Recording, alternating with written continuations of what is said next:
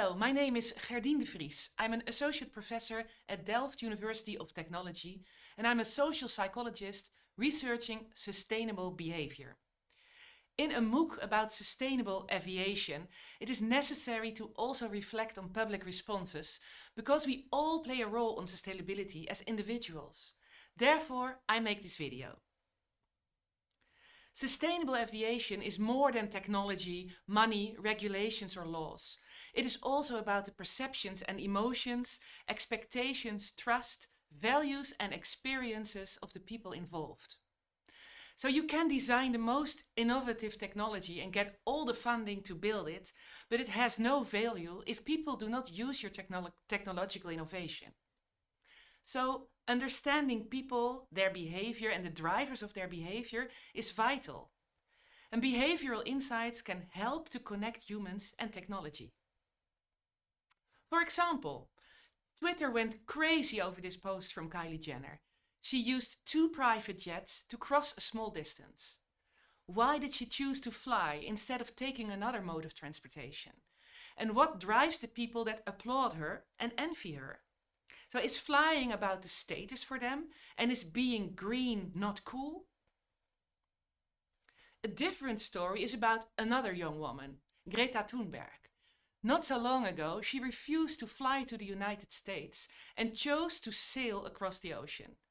More time-consuming and probably also more expensive, but she wanted to travel environmentally friendly. However, her sailing crew flew back after the trip. And that is not so sustainable, you might say. But what about Greta's credibility? How would the general public have perceived her when she flew herself alone? As greenwashing or hypocritical? This is kind of paradoxical, right? So the examples of Kylie Jenner and Greta Thunberg indicate that public perceptions are important. And perceptions vary among people. So some people are against flying in general, others are pro-flying, and a different group sees flying as a necessary evil. And perceptions influence actual flying behavior, but they are not the only driver. So money also plays an important role, for instance. If flying becomes more expensive due to taxes and the like, it could be that only the extremely rich can do it. Other values also play a role. I will get to that later. As the picture shows, flying has an enormous environmental impact. That is why some people want to quit or reduce their flying behavior. However, that isn't easy. Imagine that you are intrinsically motivated to reduce your carbon footprint, but your sister lives on the other side of the world. That raises a huge moral dilemma. And a solution to this is sustainable aviation that has a less environmental impact and is easier to accomplish from a behavioral perspective. It is interesting and relevant for this course to reflect on how perceptions of sustainable aviation can influence future flying behavior. Will sustainable flying become the norm that most would feel at ease with?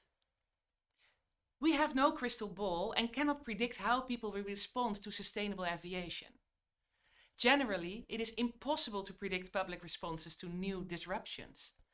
However, I personally think that sustainable flying behaviors will depend on several factors.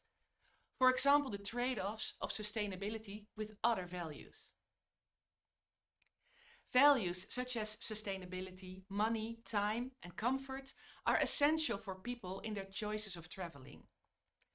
For example, the old Concorde was not popular because it was expensive and not comfortable, though fast.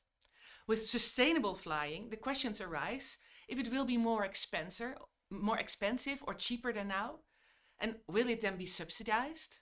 Will non-sustainable flights be taxed higher? Will it be noisier or quieter? And will there be more stopovers to refuel? It is impossible to extrapolate public responses to past technologies, such as the Concorde, to the potential introduction of future technologies, such as the Flying V or other unconventional aircraft concepts. However, we know that human behavior is driven not only by money, time and comfort. For example, reflect on this picture. Would you be willing to fly in a new aircraft configuration as the Flying V, the V-shaped aircraft in the middle? Research indicates that your willingness to use new technology also depends on your curiosity to use new technology and on if you think it will be safe. Think about it. To what extent would your willingness to fly the Flying V depend on whether the manufacturer is an established aircraft company or a startup? Would that matter? In sum, psychological factors play a massive role in public responses to sustainable aviation. To give you just another example, did it ever occur to you that consumers can ban companies if they have low trust in their green intentions? In sectors like air travel, green alternatives aren't so straightforward and sometimes challenging to recognize for travelers. Therefore, some people doubt the sincerity of CO2 compensation or the green claims companies make. So, advertising with sustainability is tricky, and this also raises another point for reflection. Can aviation be 100% sustainable? And what is sustainable aviation? When the fuel is sustainable or when the aircraft is sustainable? And what about airports? We can start measuring public responses only if we know what sustainable aviation entails. In particular, its impact on values such as comfort, time, money, and safety. And still, we need to acknowledge that perceptions change, conflict, and can be very personal. Until we know more, we can only make assumptions about how sustainable aviation impacts future flying behavior.